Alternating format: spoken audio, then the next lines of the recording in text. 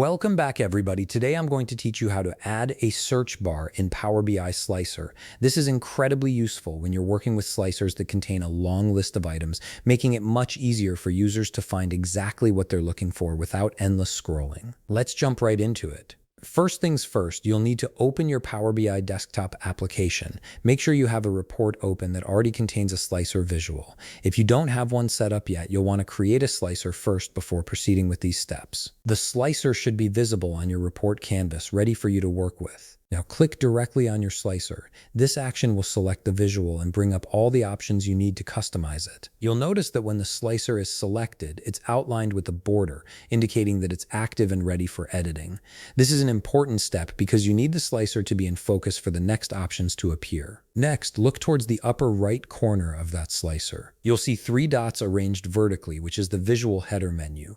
This menu contains various options for customizing how your slicer behaves and appears. Go ahead and click on those three dots to reveal a drop-down menu with several choices. From the drop-down menu that appears, click on Search. This single click will activate the search functionality for your slicer. What's great about this feature is that it instantly makes your slicer more user-friendly, especially when dealing with datasets that have hundreds or even thousands of items. And just like that, the search bar will show on your slicer. You'll notice that a search box now appears at the top of your slicer, allowing users to type in keywords and filter through the available options quickly. This transforms your slicer from a basic filtering tool into a powerful, searchable interface that significantly improves the user experience of your Power BI reports.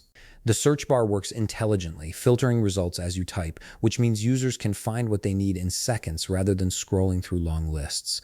This is particularly valuable in business dashboards where quick decision-making is essential. And there you have it. You've successfully added a search bar to your Power BI Slicer, making your reports more interactive and easier to navigate. If you found this video helpful, please leave a like, subscribe, and see you in the next video.